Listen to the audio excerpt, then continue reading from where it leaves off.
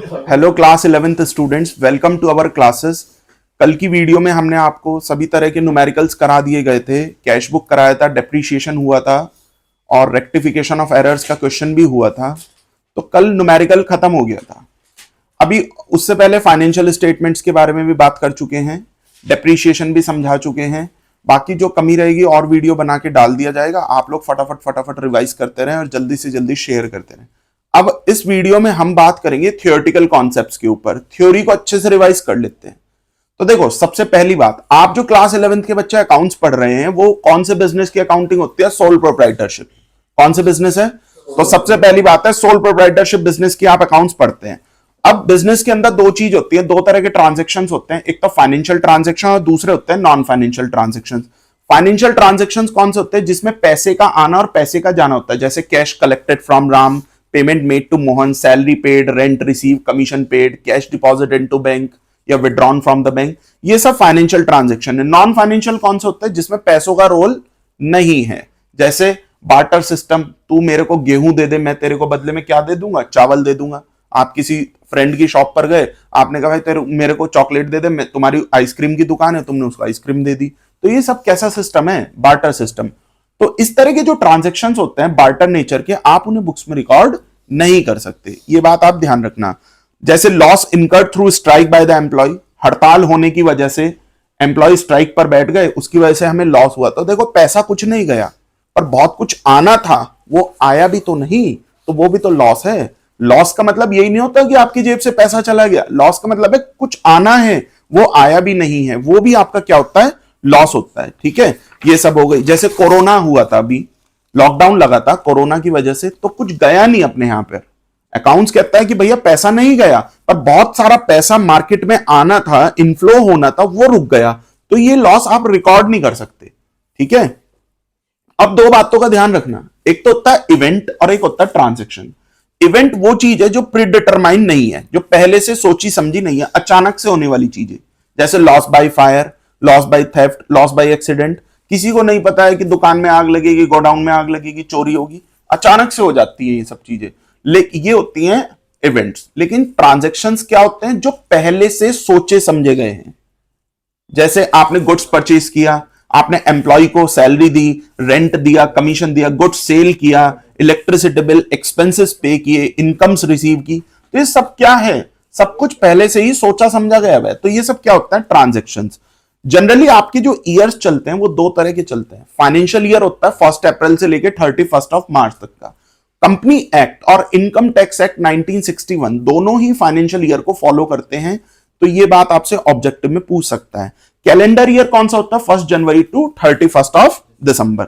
यहां तक की हमारी बात हो गई। अब अकाउंटिंग का क्या मतलब होता है? अकाउंटिंग के अंदर बहुत सारी चीजें आती हैं। सबसे पहले identifying, recording, measuring, identifying, measuring and recording the transaction in the books. तो ये सब किसका प्रोसेस है? Book keeping.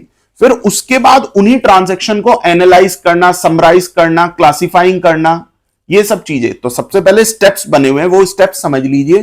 पहले आप क्या करते हैं? Identify the transaction, then measuring the transaction in the money terms. Identify का मतलब होता है पहचान करना कि भैया आपकी ट्रांजेक्शन कैसी है, आपकी ट्रांजेक्शन फाइनेंशियल है, नॉन फाइनेंशियल है। जो नॉन फाइनेंशियल होंगी आप उनको अवॉइड करेंगे, जो फाइनेंशियल वाली होंगी आप उनको ले लेंगे, उनको उठाएंगे। फिर उन्हें मनी की टर्म्स में रिकॉर्ड करना है। मनी की टर्म्स में कैसे रिकॉर्ड करते हैं? सपोज करो कोई व्यक्ति दुकान पर गया, शॉप पर गया, अब वो क्या कपड़े खरीद के लाया। अब वो बता रहा है मैंने 4 जीन्स खरीदी, 6 शर्ट्स खरीदी, कॉटन में खरीदी, नाइलॉन में खरीदी। मैंने कहा आप ये मत बताओ भाई, आप यहां पे क्वांटिटी, क्वालिटी, आपने क्या ब्रांड खरीदा, ये सब मत बताओ। आप ये बताओ आप कितने रुपए के कपड़े लाए। उसने कहा सर मैं 10,000 के कपड़े लाए। बात खत्म। बस आप बुक्स में क्या रिकॉर्ड करेंगे? 10,000 रुपए। क्या क्वालिटी है, क्या क्वांटिटी है, मैनेजर ऑनेस्ट है, कैसा नेचर कैसी है मालिक की, एम्प्लॉयज की कैसी नेचर है, हार्ड वर्किंग। ठीक है, ये सब चीजें हमारी बुक्स ऑफ अकाउंट्स में रिकॉर्ड नहीं होती। तो ध्यान रखना, बिजनेस में बिजनेस ट्रांजेक्शन रिलेटेड जिसमें पैसे का आना जाना रिकॉर्ड होता है। ठीक है, इकोनॉमिक एक्टिविटीज जो होती हैं वो सब आपको क्या करना पड़ता है? रिकॉर्ड करना पड़ता है। उसके बाद आप रिकॉर्डिंग के बाद मनी की टर्म्स में कर चुके, फिर आपको क्या करना है? उन्हीं सभी ट्रांजेक्शन्स को रिकॉर्ड करने के बाद क्लासिफाइंग। क्लासिफाइंग मतलब जो सेम नेचर की ट्रांजेक्शन उन्हें सेम अकाउंट्स में रिकॉर्ड करना है। जैसे राम से रिलेटेड जितनी भी ट्रांजेक्शन हो राम अकाउंट में आएंगी, सैलरी से रिलेटेड सैलरी में आएंगी, electricity bill, outstanding, debtor, creditor के सबके सेपरेट सेपरेट अकाउंट्स बनेंगे। उसी को बोलते हैं लेजर पोस्टिंग। तो लेजर पोस्टिंग किससे रिलेटेड होता है? क्लासिफाइंग से। किससे रिलेटेड है? क्लासिफाइंग से। उसमें जो सेम नेचर के अकाउंट होते हैं, सेम नेचर के ट्रांजैक्शन है, उनके लिए आप एक सेपरेट अकाउंट बनाते हो और उनमें उनको शो करते हो। क्यों करते हो? ताकि एक पर्टिकुलर ईयर के बाद at the end of the year आपको बैलेंस पता लग सके कि यार राम पे कितना बैलेंस है। एग्जाम्पल के तौर पर हमने राम को माल बेचा 10,000 का, 6,000 रुपए उससे आ गए, फिर हमने 2,000 का और बेच दिया, तब उस पर हमारा कितना बैलेंस है? 10 में से 6 आ गए, 4 बचा, 2 का और बेचा, तो वो अब हमारा डेटर कितने का है? 6,000 रुपीज का। तो वो सब चीजें हमें पता कैसे चलेंगी? उसके लिए आपको क्या बनाना पड़ेगा? सेपरेट राम का अकाउंट बनाइए और राम से रिलेटेड सभी ट्रांजेक्शन आप उसमें पोस्टिंग कर देंगे। इसलिए उसको क्या बोलते हैं? हम लेजर बोलते हैं। फिर वहां समराइजिंग, क्लासिफाइंग होने के बाद समराइजिंग का प्रोसेस शुरू होता है। समराइजिंग का मतलब है सम मतलब जोड़ घटा। फिर वहां पे प्लस माइनस होगा। प्लस माइनस करने से आपको क्या पता चलेगा कि पूरे साल में कितनी इनकम हुई, कितने एक्सपेंसेस हुए। फिर इनकम में से एक्सपेंस माइनस करके आपको अपने बिजनेस का नेट रिजल्ट्स पता चलेंगे और वो रिजल्ट्स होते हैं profit and loss. Profit and, जो आपके पूरे एक साल की परफॉर्मेंस को रिप्रेजेंट करता है। तो आपसे पेपर में क्वेश्चन पूछ सकते हैं MCQ, who represents the performance of the business? तो आप लिखेंगे trading and profit and loss account. Trading and profit and financial statement में पी एंड एल पढ़ा, ट्रेडिंग पी एंड एल पढ़ा, वहीं से तो प्रॉफिट फाइंड आउट कर रहे थे। तो वो क्या था आपका? Trading P and L performance को बताता है, एक साल की परफॉर्मेंस को आपको बताएगा। लेकिन उसके बाद कई साल से लगातार आप मेहनत कर रहे हैं तो आपकी अच्छी पोजीशन बन गई, तो वो पोजीशन कौन बताएगी? Balance sheet. तो who represents the financial position of the business? Balance sheet. इस बात का ध्यान रखना, ठीक है।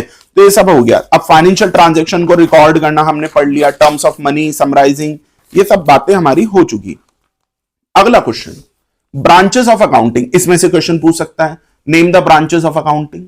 तो सबसे पहली कौन सी है? Financial accounting. दूसरी कौन सी है? Cost accounting. तीसरी कौन सी है? Management accounting. थोड़ा थोड़ा जिस भी बच्चे के पास जो सी भी बुक है, चाहे टीएस ग्रेवाल हो, चतुर्वेदी अग्रवाल हो, डीके गोयल, कोई सी भी आपके ऊपर पास बुक है, आप उसी बुक्स में फर्स्ट चैप्टर में ब्रांचेस ऑफ अकाउंटिंग है, वहां पर लिखा हुआ है, थोड़ा थोड़ा सा पढ़ लेना उसको, 2-3 लाइन का, क्योंकि वो आपसे अंदर की डिटेल भी लिखवा सकता है, ठीक है। वैसे तो बहुत कम चांस है, पर फिर भी पढ़ के चलना है कि कल को एग्जाम में अगर आ जाए फ्यूचर में तो आपको चुप नहीं बैठना है, वहां पे बिल्कुल हर चीज लिखनी है। फाइनेंशियल अकाउंटिंग क्या होती है? जो रूल्स एंड रेगुलेशंस पर चलती है, प्रिंसिपल्स पर चलती है। भाई आप जो पूरे अकाउंट्स पढ़ रहे हो 11th में, वो फाइनेंशियल अकाउंटिंग ही तो है, वो रूल्स एंड कन्वेंशन साइंस के ऊपर ही तो बेस्ड है। वहां पर रूल्स हैं, प्रिंसिपल्स हैं। प्रिंसिपल्स कौन कौन से? गोइंग कंसर्न, एक्रूअल अभी आगे बताऊंगा, लेकिन उससे पहले आप debit what comes in, credit what goes out, assets debit हैं, लाइबिलिटीज क्रेडिट हैं, एक्सपेंसेस डेबिट होते हैं, इनकम्स क्रेडिट होती है। तो ये सब रूल्स ही तो हैं। तो जो अकाउंट्स रूल्स एंड रेगुलेशंस पर चलती है वो कौन सी है? Financial accounting. और जो अकाउंट कॉस्ट पर यूनिट के ऊपर बात करती है कि आपने एक प्रोडक्ट बनाया, उस प्रोडक्ट को बनाने में, उसकी मैन्युफैक्चरिंग करने में, एग्जाम्पल के तौर पर सपोज करो मैंने ये मार्कर बनाया, अब इस मार्कर को बनाने में फैक्ट्री में कितनी कॉस्ट आई है, वो सब एक एक यूनिट की कॉस्ट के ऊपर जब हम बात करते हैं, वो किसका पार्ट है? कॉस्ट अकाउंटिंग का। अब कॉस्ट को कंट्रोल करना है, सर खर्चे ज्यादा क्यों हो रहे हैं, कुछ ना कुछ गड़बड़ है, कैसे कॉस्ट को कंट्रोल करना है, उसको मैनेज कैसे करना है, कैसे कैसे आप अपना प्रॉफिट मार्जिन बढ़ाने के लिए कॉस्ट को रिड्यूस करिए और सेल्स को बढ़ाइए, ये सब चीजें, ये सब मैनेजमेंट अकाउंटिंग का पार्ट है। आपस में सब एक दूसरे से इंटर रिलेटेड है। तो जब आप लोग 12th क्रॉस कर जाओगे तो उसके बाद आप कॉस्ट अकाउंटिंग, मैनेजमेंट अकाउंटिंग वहां पर पढ़ेंगे। यहां तक की बात हो गई हमारी। अगली आती है tax accounting, social responsibility accounting. ये आप लोगों के सिलेबस में नहीं है। टैक्स अकाउंटिंग इनकम टैक्स से रिलेटेड होती है। तो ये सब चीजें, एक बुक कीपिंग, अकाउंटिंग और अकाउंटेंसी, इसके बारे में जरूर पढ़ लेना। बुक कीपिंग क्या होता है? It is the art of recording all financial transactions. All financial transaction को रिकॉर्ड करना ही बुक कीपिंग है। रिकॉर्डिंग में कौन कौन से, वो बुक कीपिंग में कौन कौन से स्टेप्स आएंगे याद रखो। आइडेंटिफाई द ट्रांजेक्शन, याद रखना सब लोग। आइडेंटिफाई, मेरे साथ बोलो आइडेंटिफाई। उसके बाद measuring in terms of money, पहले आइडेंटिफाई करो फाइनेंशियल है नॉन फाइनेंशियल है, फिर मेजर करो, देन रिकॉर्ड, फिर उसको रिकॉर्ड करो, एंड देन क्लासिफाइंग। क्लासिफाइंग के अंदर, रिकॉर्डिंग के अंदर क्या आता है? जर्नल। जितनी आपने जर्नल एंट्रीज पढ़ी, cash account debit to capital, purchase account debit to cash account, salary account debit to cash account debit to rent, whatever जो भी आपने पढ़ा, वो सारा का सारा जर्नल है वो रिकॉर्डिंग का पार्ट है। किसका पार्ट है? और जितने लेजर्स बनाए आपने, बहुत सारे लेजर्स बनाते थे, वो सब किसका पार्ट है? क्लासिफाइंग का। वो किसका पार्ट होता है? उसके बाद यहां तक बुक कीपिंग है, और जहां बुक कीपिंग खत्म होगी वहां से अकाउंटिंग शुरू होगी। इसलिए book keeping is a primary stage and accounting is a secondary stage. ये बात ध्यान रखना, ठीक है। अब अकाउंटिंग में क्या क्या आता है? Summarising, trading P and L balance sheet summarise करना, analysing and interpret the results. जो रिजल्ट्स आएंगे कम्युनिकेट करना है, उसको बताना है लोगों को, उसमें चेंजेस देखने की क्या ऐसी कमियां रही जिसकी वजह से हमारा प्रॉफिट्स कम हुए, क्या हमें और अच्छा करना है, वो सब चीजों के ऊपर बात चलेगी। तो वो आप कम्युनिकेट भी तो करोगे ना, किससे करोगे? यूजर्स को। तो यहां पर पेपर में आपसे क्वेश्चन पूछ सकता है, नेम द यूजर्स। वो कौन कौन से यूजर्स हैं? तो दो तरह के यूजर्स होते हैं, इंटरनल यूजर्स और एक्सटर्नल यूजर। जैसे आप लोगों के रिजल्ट्स आते हैं तो आपके रिजल्ट्स के बारे में दो लोग जानना चाहते हैं, एक तो आपके घर के लोग और एक आपके बाहर के लोग। घर के कौन हो गए? इंटरनल। बाहर वाले हो गए एक्सटर्नल। इंटरनल में कौन कौन आता है? Owners, management, employee. ये तीन लोग इंटरनल पीपल्स होते हैं। ये क्यों इंटरेस्टेड है? ऑनर्स को जानना है हमारे बिजनेस में कितना प्रॉफिट्स है। इन्वेस्टर्स ये सब बाहर के हो गए। मैनेजमेंट को जानना है हमने कितनी मेहनत की, क्या हमें और अच्छा सुधार करना है। एम्प्लॉयज को इंस्ट्रक्शन उसी हिसाब से दिए जाएंगे कि भैया आपने ये कमी की है, अगली बार हमारा टारगेट ये है, और अच्छा करो, उनको और अच्छा, ताकि कल को अगर ज्यादा हम लोगों को प्रॉफिट होगा तो एम्प्लॉयज के भी तो मजे हैं। उनकी बल्ले बल्ले क्यों है? क्योंकि उनकी सैलरी इंक्रीमेंट हो जाएगी, उनको इंसेंटिव्स मिलेंगे, बोनस मिलेगा, तो उन्हीं का फायदा है, ठीक है। तो ये सब चीजें होगी। उसके बाद दूसरे नंबर पर आपका जो आता है एक्सटर्नल यूजर्स। वो कौन है? जैसे लेंडर्स, क्रेडिटर्स, उधार जो हम लोगों को दे रहे हैं, वो भी तो हमारी फाइनेंशियल पोजीशन चेक करेंगे। वो भी तो देने से पहले ये देखेंगे पैसा कि भाई हम लोगों में दम भी है नहीं उनका पैसा उतारने का, पे करने का। तो वो सब चीजें चेक करेंगे। बैंक हमें लोन देने से पहले चेक करेगा। पोटेंशियल इन्वेस्टर्स, जो इन्वेस्टर्स हैं हमारी कंपनी में पैसा इन्वेस्ट करना चाह रहे हैं, वो इन्वेस्ट करने से पहले चेक करेंगे कि क्या हमारे अंदर इतना दम है कि हम उनको अच्छा रिटर्न दे सके उनके इन्वेस्टमेंट पर। तो ये सब बातें एक्सटर्नल यूजर्स में आ जाती हैं। गवर्नमेंट एजेंसीज, टैक्स अथॉरिटीज, तो ये सब आपको पता होना चाहिए कि कौन कौन सी चीजें क्या हैं। उसके बाद अब जब हम आगे चलते हैं फिर हमारा आ जाता है ऑब्जेक्टिव ऑफ अकाउंटिंग, कि हम अकाउंट्स क्यों पढ़ रहे हैं, ऑब्जेक्टिव, उद्देश्य क्या है अकाउंटिंग करने का। ये भी आपसे 2 नंबर की थ्योरी में पूछ सकता है। सिस्टमैटिक रिकॉर्ड्स ऑफ ट्रांजैक्शन, सबसे पहले ट्रांजैक्शन को सिस्टमैटिकली रिकॉर्ड करना, जो डेली बेसिस की ट्रांजैक्शन है डेली बेसिस पर रिकॉर्ड करना है, ये सबसे बड़ा बेनिफिट है। दूसरा, आप अकाउंटिंग की हेल्प से अपने बिजनेस का प्रॉफिट और लॉस निकाल सकते हैं। क्या निकाल सकते हैं? Profit and loss. Profit and loss कौन बताता है? Trading P and L. कौन बताता है? ट्रेडिंग पी एंड एल क्या बताता है? परफॉर्मेंस। ऐसे ही फाइनेंशियल पोजीशन पता करनी है तो फाइनेंशियल पोजीशन कौन बताती है? Balance sheet. क्या बताती है? जिसके अंदर सभी एसेट्स आ जाएंगी और सभी क्या आ जाएंगी? लाइबिलिटीज आ जाएंगी। मैनेजमेंट को फैसिलिटेट करता है, वो फैसिलिटेट मैनेजमेंट को डिसीजन मेकिंग लेवल लेने में। मान लो हमारा प्रॉफिट का टारगेट था 50 लाख का, प्रॉफिट हुआ 40 लाख, क्या कमियां रही कि हमें प्रॉफिट नहीं हुआ, उनके ऊपर काम करना है।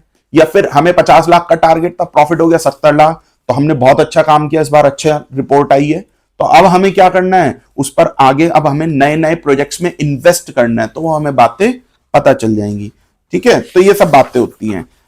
उसके बाद आगे हम चलते हैं यूजर्स और अकाउंटिंग के बाद एक क्वेश्चन सबसे इंपॉर्टेंट जो उठता है वो उठता है qualitative characteristics of accounting information. Qualitative characteristics, accounting information किस तरह से रिप्रेजेंट होनी चाहिए। सबसे पहले रिलायबिलिटी, रिलायबल वर्ड बना सच। कुछ भी फाइनेंशियल स्टेटमेंट, जो भी आपकी इंफॉर्मेशन है, ट्रांजैक्शन, वो कुछ भी फेक नहीं होने चाहिए, मिसलीड नहीं होने चाहिए, मिस रिप्रेजेंटेशन नहीं होने चाहिए। एवरी ट्रांजैक्शन इस हिसाब से लिखी हो, इस तरह से रिलायबल हो कि हर कोई व्यक्ति उनको आसानी से समझ सके। यहां तक कि वो व्यक्ति भी जो कॉमर्स का स्टूडेंट नहीं है, आप सब तो कॉमर्स के स्टूडेंट हो, आप लोग तो उठा के एकदम समझ जाओ, अच्छा ये है, ये आपने तो पढ़ा हुआ है। लेकिन जो नॉन कॉमर्स स्टूडेंट है, जिसे इस बारे में कोई आइडिया नहीं है, उसको भी समझ में आ जाना चाहिए। इस तरह से आपको फाइनेंशियल स्टेटमेंट्स रिकॉर्ड करने हैं। इसका बेस्ट एग्जांपल मैं तुम्हारे सामने लेता हूं।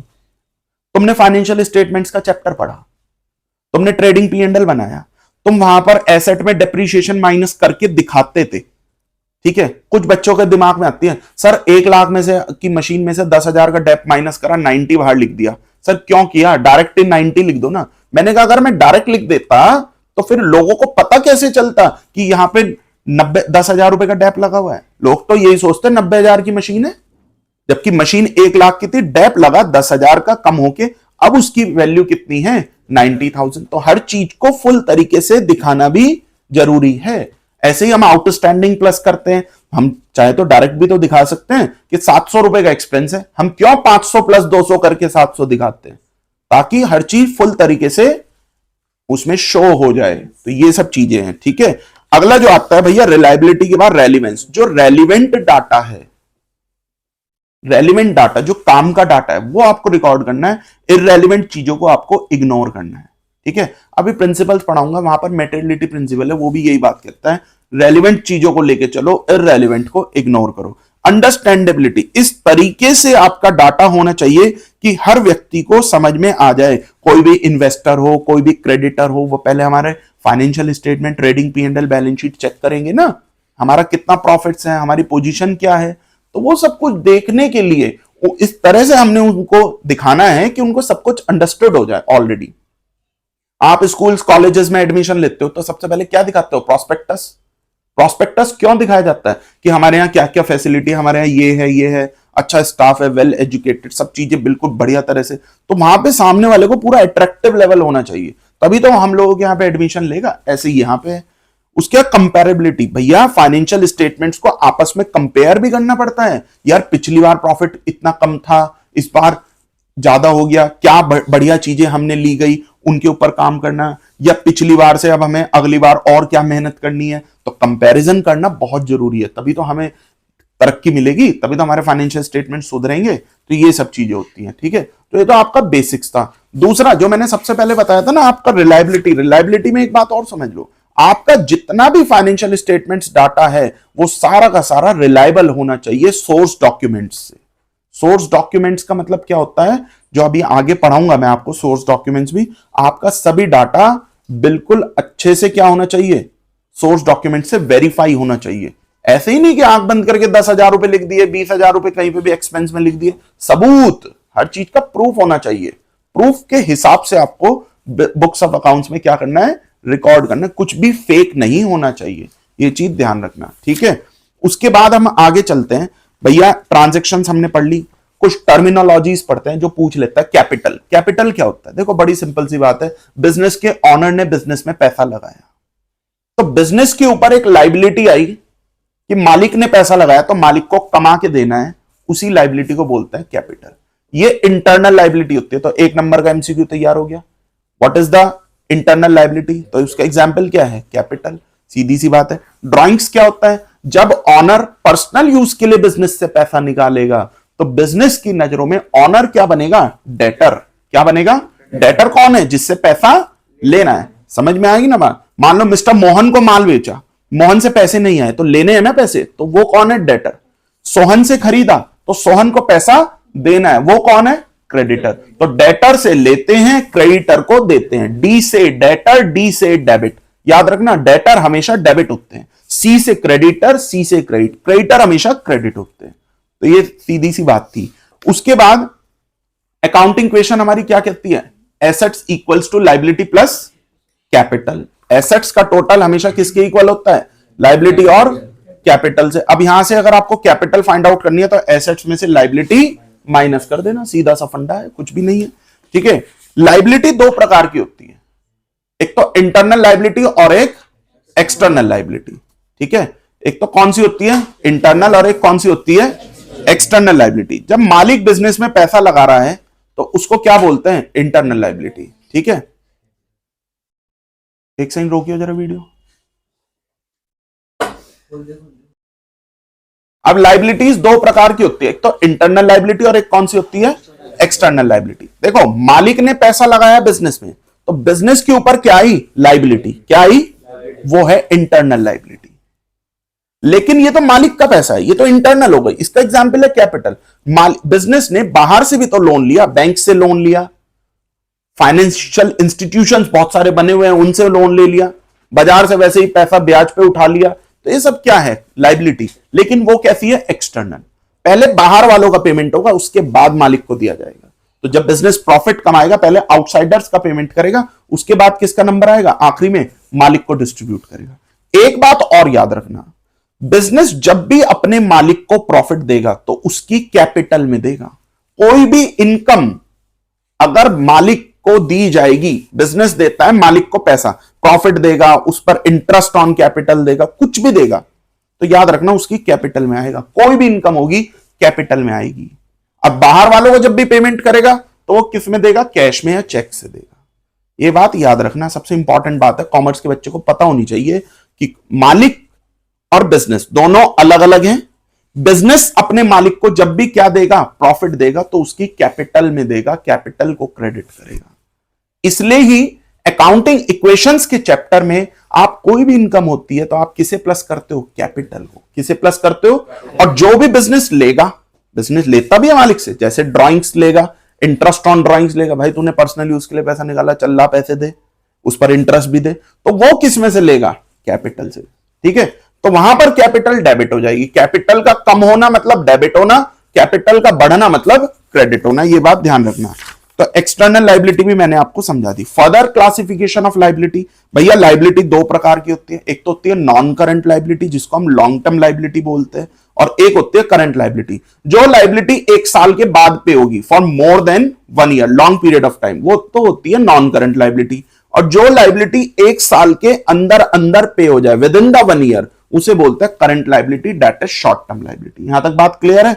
उसके बाद एसेट्स पर आते हैं। भैया बिजनेस को चलाने के लिए आपको एसेट्स की आवश्यकता पड़ती है। एसेट्स वो आइटम्स हैं, वो चीजें हैं, वो रियल आइटम्स होते हैं जिनकी हेल्प से आप अपने बिजनेस को चला पाते हैं। आप बिजनेस में प्रोडक्शन कर रहे हैं तो मशीनों की जरूरत पड़ेगी, मशीनरी भी चाहिए, फर्नीचर भी चाहिए, ये सब चीजें आपके, स्टॉक भी चाहिए, रॉ मटेरियल, ये सब क्या है आपकी एसेट्स हैं। क्या है ये सब आपकी?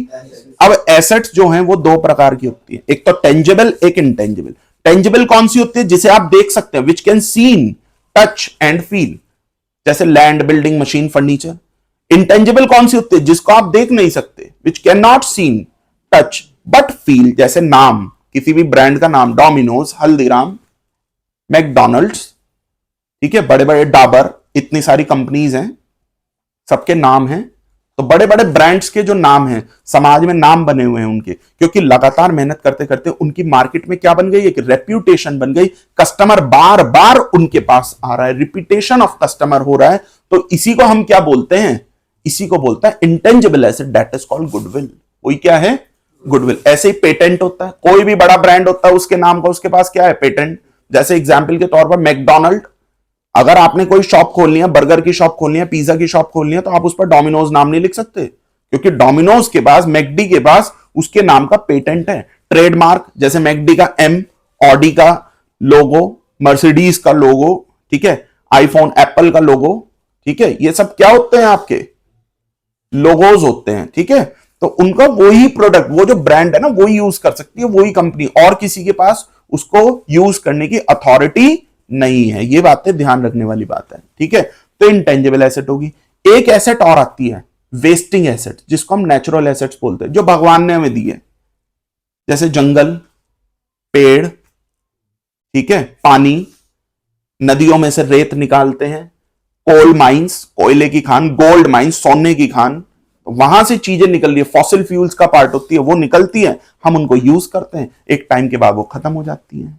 ठीक है, तो वो कौन सी एसेट्स हैं? Natural assets. और इन्हीं की वैल्यू का कम होना, नेचुरल एसेट्स की वैल्यू का कम होना ही क्या कहलाया जाता है? डेप्लीशन। एक नंबर का एमसीक्यू यहां पर भी तैयार हो गया। और tangible assets, building, machine, furniture की वैल्यू का कम होना, डेप्रीशिएशन। और इंटेंजिबल एसेट्स जो दिखाई नहीं देती, गुडविल, पेटेंट, कॉपीराइट, इनकी वैल्यू का कम होना, एमोर्टाइजेशन। तो ये भी यहां ध्यान रखनी है कि कौन कौन सी चीजों पे कौन कौन सी टर्म्स लगनी है। ठीक है, तो ये सब हमारी बातें हो गई। अब थोड़ा सा और एसेट्स को पढ़ते हैं। अगर एसेट्स आपकी 1 साल से ज्यादा चल जाए, फॉर मोर देन 1 ईयर, जैसे लैंड, बिल्डिंग, मशीनरी, फर्नीचर, आज भी है, 10 साल बाद भी रहेगी, मशीन आज भी है, 3 साल बाद भी रहेगी, 5 साल बाद, वो होती है फिक्स्ड एसेट्स। उन्हीं को बोलते हैं नॉन करंट एसेट्स। कौन सी एसेट्स? लेकिन कुछ एसेट्स ऐसी हैं जो 1 साल के अंदर अंदर खत्म हो जाएंगी, जैसे कैश, पैसा आज है, कल नहीं है, फिर आ जाएगा, फिर चला जाएगा, आएगा जाएगा। स्टॉक, आज दुकान में स्टॉक है, कल को बिक जाएगा, फिर आ जाएगा, फिर बिक जाएगा, फिर आ जाएगा। डेटर्स, मोहन को हमने माल बेचा, कब तक डेटर रहेगा? 10 दिन, 15 दिन, महीना, 2 महीना, उसके बाद पैसा दे जाएगा डेटरशिप से, मुक्त हो जाएगा अपनी। तो ये सब हमारी कैसी एसेट्स है? Current asset. करंट एसेट्स में कौन कौन सी आती है? Cash, bank balance, debtors, stock, bill receivable, accrued income, रुकी हुई इनकम, 10-15 दिन बाद पैसा मिल जाएगा, कहीं पर रुका हुआ है, प्रीपेड एक्सपेंस, किसी को हमने एडवांस में दे दिया, तो ये सब हमारी क्या है? Current assets. किसका पार्ट होता है? लेकिन लैंड, बिल्डिंग, मशीनरी, फर्नीचर, ये सब क्या होती है? Fixed asset. और गुडविल, पेटेंट, कॉपीराइट क्या होती है? Intangible asset. ये बात ध्यान रखना, ठीक है। अब उसके बाद हम आगे चले, करंट एसेट्स भी हमारी हो गई। मोस्ट इंपॉर्टेंट चर्चा जो अब आपका क्वेश्चन पक्का आएगा पेपर में, कैपिटल एक्सपेंडिचर और रेवेन्यू एक्सपेंडिचर, इस पर क्वेश्चन पक्का आएगा। कैपिटल एक्सपेंडिचर क्या होता है? ध्यान से सुन लेना आप जरा बात। देखो, बिजनेस में दो तरह के खर्चे होते हैं। एक तो मशीन खरीद ली, फर्नीचर खरीद लिया, बिल्डिंग बना ली, ये एक बार होने वाला खर्चा है, इनमें बहुत मोटा पैसा लगता है, करोड़ों रुपया लगता है। तो जो खर्चा एक बार करना है और वो आपको बेनिफिट लंबे समय तक देगा, which gives long term benefit to our business. आज मशीन लगा ली, आज भी चलेगी, कल भी चलेगी, 2 साल बाद, 5 साल बाद, 10 साल बाद चलेगी मशीन। फर्नीचर आज है, कल भी रहेगा, 4 साल बाद भी रहेगा। तो ये सब हमारी क्या होते हैं? Capital expenditure. ये सब क्या होता है?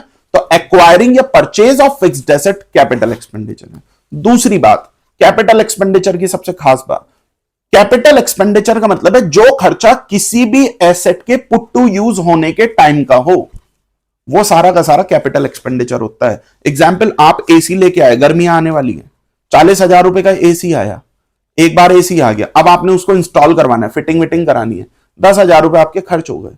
अब वो जो 10,000 रुपए खर्च हुए बार बार होंगे, एक बार होंगे? वो एक बार होगा, तो वो कैपिटल एक्सपेंडिचर है। जब पूरे 50,000 रुपए लग जाएंगे तब जाके एसी चलेगा। तो एसी चलने के टाइम पर, यूज करने के टाइम पर, ready to use, put to use करने तक के जितने भी खर्चे हैं वो सारे के सारे कैपिटल एक्सपेंडिचर हैं और वो खर्चा उसकी कॉस्ट में जुड़ जाता है। हम मुंबई से कोई मशीन मंगवा रहे हैं, 10 लाख की मशीन है, मुजफ्फरनगर लेके आए, ठीक है, 2 लाख रुपए खर्च हो गए, तो कितना रुपया लग गया हमारा?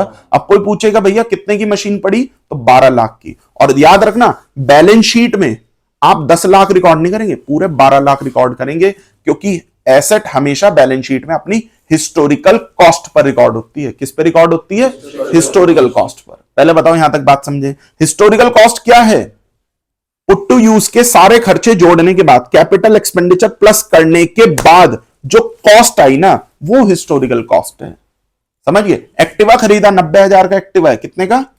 10,000 रुपए इंस्टॉल कराने में लग गए, पेपर वेपर बनने में लग गए, ठीक है, आरसी वारसी बनी, उसकी सब चीजों में पैसा लगा और एसेसरीज लगवाई, तो पूरा 1 लाख रुपए का एक्टिवा पड़ा। तो 10,000 रुपए बार बार नहीं लगेंगे, एक बार लगेगा, वो कैपिटल एक्सपेंडिचर है, ठीक है। ये चीज ध्यान रखना। और समझते हैं कैपिटल एक्सपेंडिचर को। कैपिटल एक्सपेंडिचर और क्या है, डीपली पढ़ा रहा हूं, बिल्कुल अच्छे से समझते जाइए हर चीज।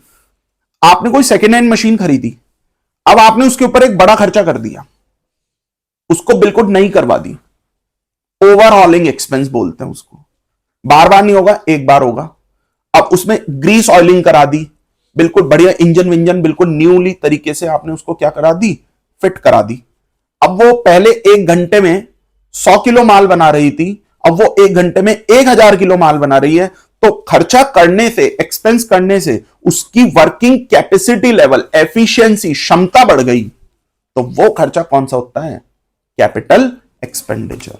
तो ये सब था कैपिटल एक्सपेंडिचर। इससे रिलेटेड एमसीक्यू आपसे पूछेंगे, इसलिए मशीनरी अकाउंट जब हम बनाते हैं डेप्रीशिएशन में, 1 लाख की मशीन है, 20,000 इंस्टॉल कराने में लगे, तो हम टू बैंक कितना लिखते हैं? 1,20,000। कितना लिखेंगे?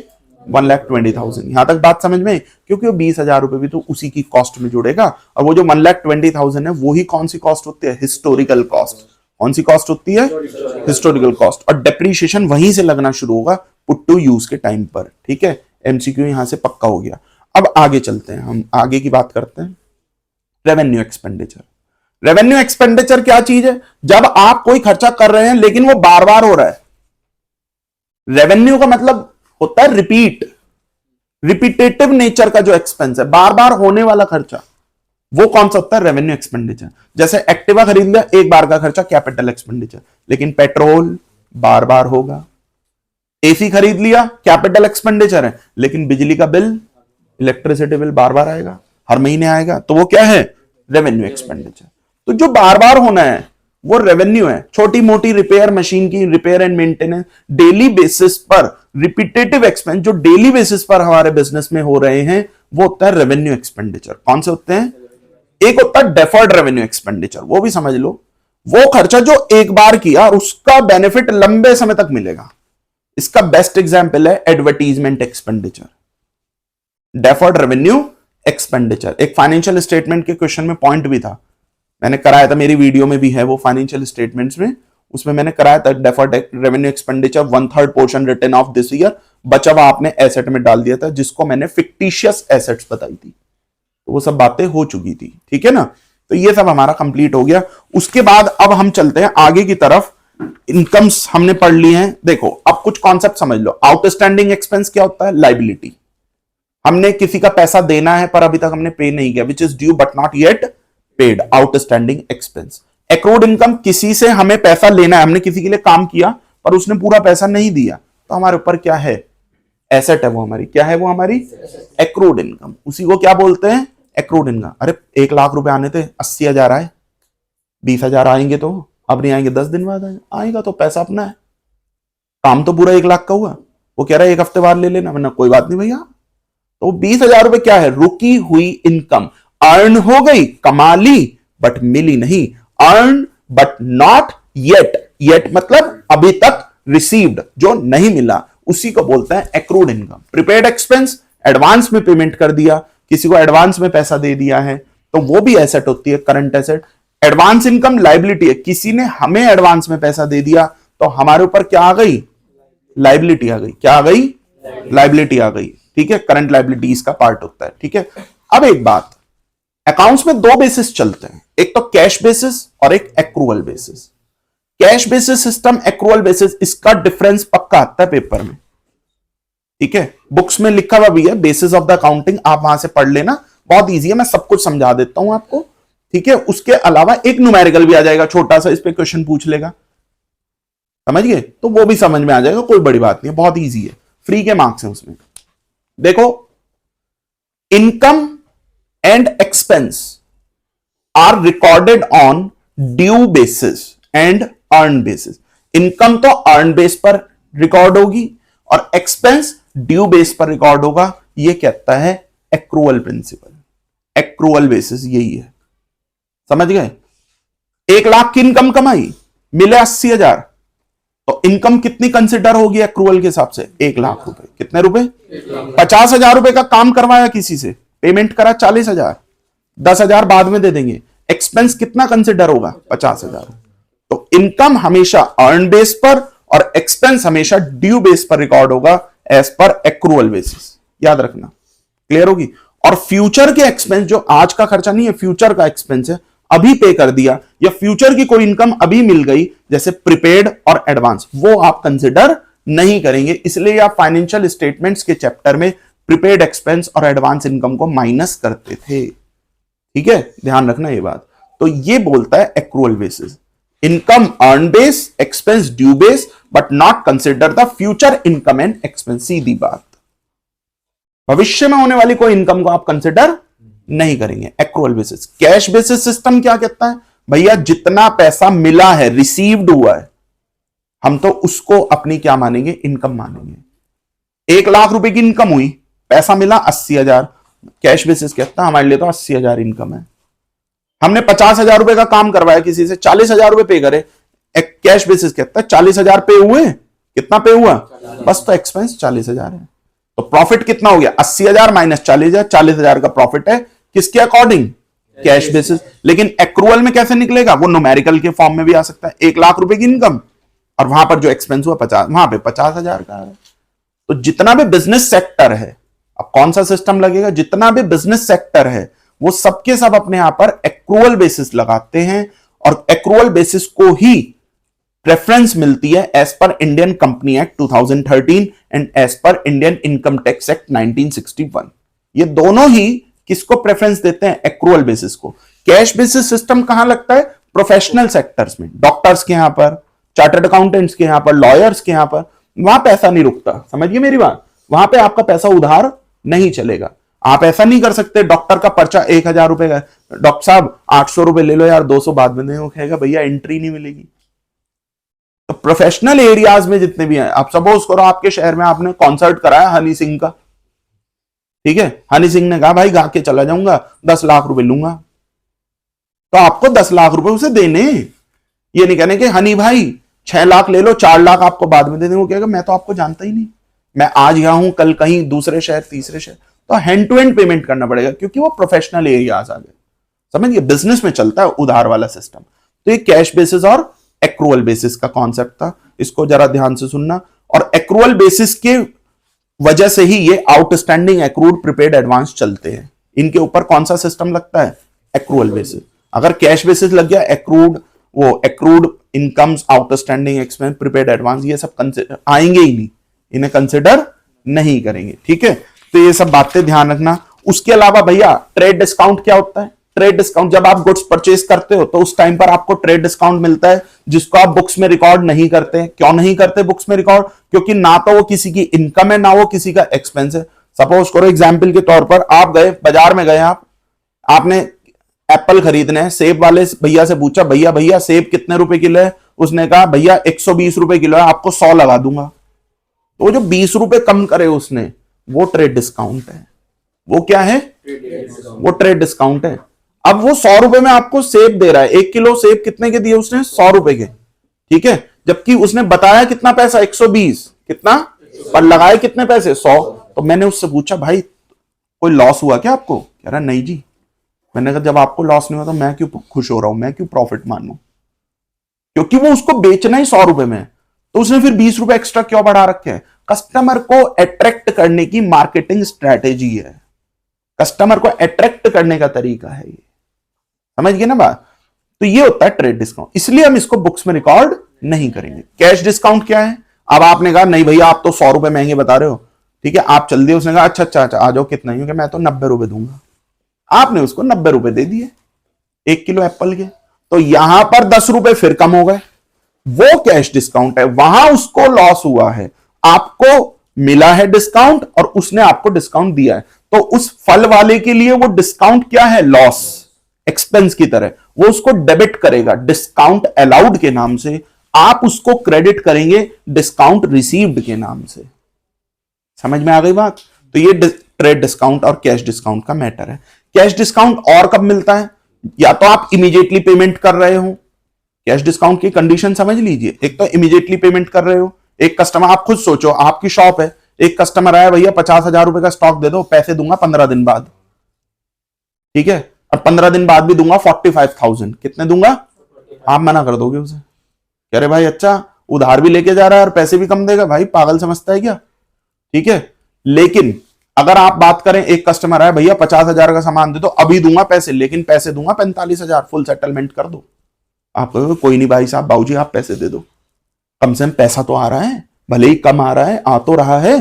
तो जब कोई इमीडिएटली पेमेंट करता है तो उस टाइम पर जो आप उसको फुल सेटलमेंट में डिस्काउंट देते हो वो होता है कैश डिस्काउंट। दूसरा कारण, जब कोई व्यक्ति बल्क में परचेज कर रहा हो, 5 किलो, 10 किलो, 100 किलो, 500 किलो माल खरीद रहा है आपसे, तो तकड़े चीजें खरीदी जा रही है, तो उस टाइम पर बल्क परचेज में भी आप उसको क्या दोगे? डिस्काउंट दोगे, जिसको बोलते हैं कैश डिस्काउंट। तीसरा, वेल नोन कस्टमर, ग्राहक, सामने वाला जो कस्टमर है वो आपका जानकार है, अगर वेल नोन कस्टमर है तब भी आप उसको क्या दोगे?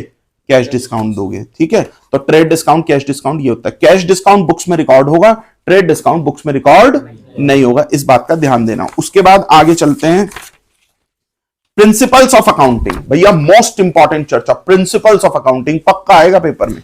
सबसे पहला principle, business entity principle, most important है। बिजनेस एंटिटी, बिजनेस अलग है, मालिक अलग है, ध्यान रखना।